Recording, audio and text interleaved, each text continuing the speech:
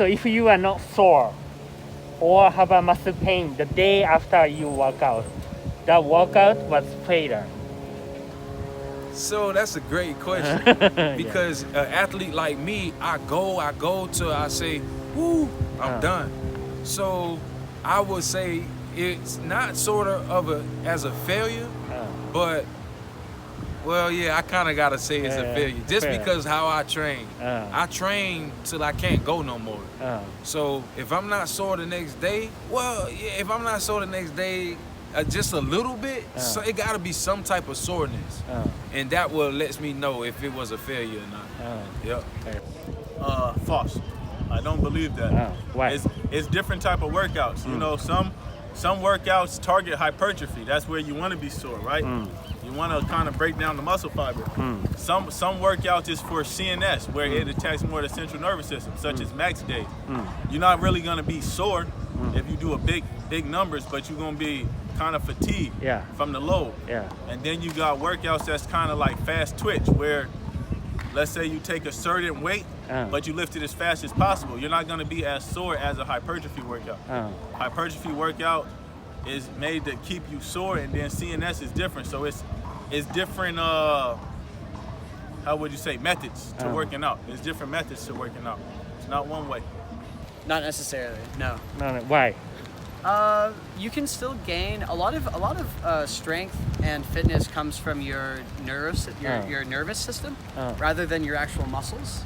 And so having a workout that you go in, you have great form, and you accomplish something that you set out to, as far as like the weight that you're lifting or the reps that you're performing. If you have great form in your reps and you have a lot of consistency and solidity there, that's increasing your neuro pathways. And even if you're not sore the next day, your nervous system is more ready to lift that weight the next time. No, that's a myth, and in fact, science is actually proving that muscle soreness has nothing to do with gains, and in fact it can be counterintuitive to gains. You got to think about it this way, okay? From an analogy standpoint, let's use tanning, okay? Like I go to the tanning booth. If you're new at, let's just say you have very fair skin and you step into the tanning booth, I'm going to ask you this question. Do you think it's smart to do the maximum amount of time?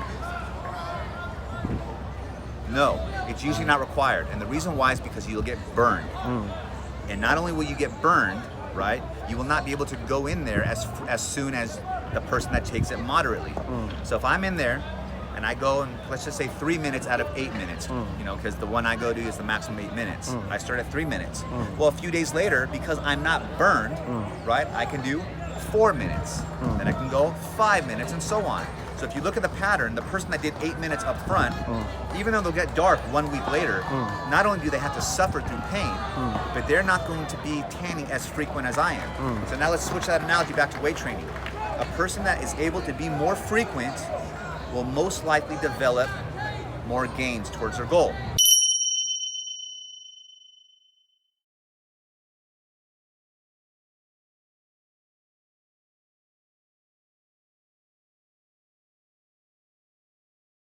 That's what my father taught me when he was little.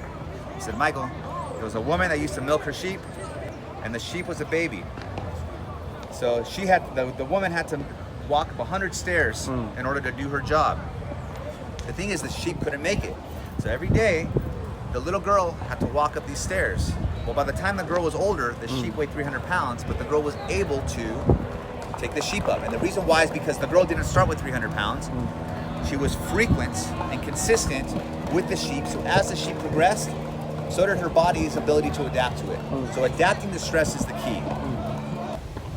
No, I don't think so. You don't think so? It depends on your level, right? So if you're a beginner and you're not sore at all, well, maybe you could have gone a little harder, But if you work out all the time and you're not sore, it's all right.